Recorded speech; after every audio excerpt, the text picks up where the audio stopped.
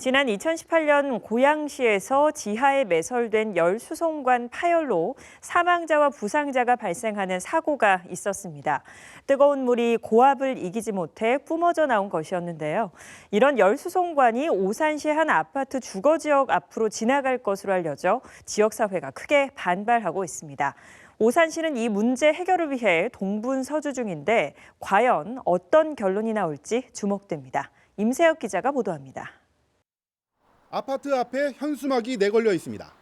주민들의 발밑이 위험해지려고 한다며 안전을 위협하지 말라고 촉구하는 내용입니다. 어떻게 된 걸까?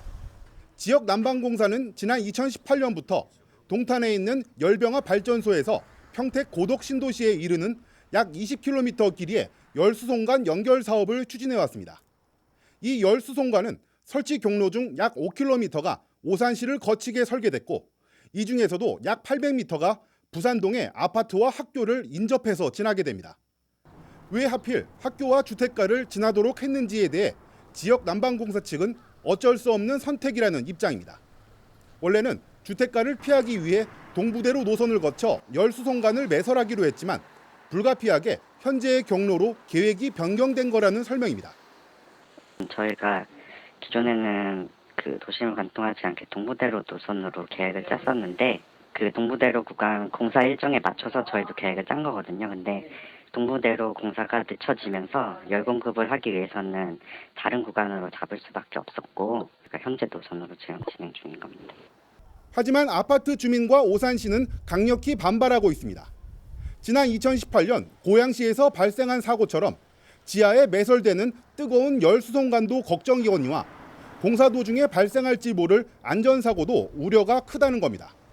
얼마 전에는 이와 관련한 집회도 개최했고 아울러 오산시 의회는 규탄 성명서도 발표했습니다. 초등학교 앞에기도 하고 주민들이 사는 아파트 단지에서 이런 열수송관이 지나간다는 건 말이 안 되죠. 아무리 생각해도 어떻게 그런 생각으로 일을 하시는지 전혀 이해가 되지 않네요. 고양시에서도 이제 열수송관 관련해가지고 사고가 하나 발생한 적이 있어요. 이제 그런 사례도 있었고, 그리고 이제 아무래도 지역 주민들 이제 집 앞으로 이제 고압본의 열수송관이 이제 묻힌다는 것 자체가 주민들이 이제 안전에 위협을 느끼고 있는 상황이거든요. 지역 난방공사는 점차 인구가 늘어나는 고덕 신도시의 열 에너지 공급을 위해 내년 상반기까지는 꼭 공사를 마쳐야 한다고 주장하고 있습니다. 이런 가운데 오산시는 인근의 경부고속도로 지하에 열수송관을 매설하거나 이것이 안 된다면 학교와 아파트 단지를 우회하도록 경로를 변경할 것을 도로공사와 난방공사에 요청하고 있는 상태입니다.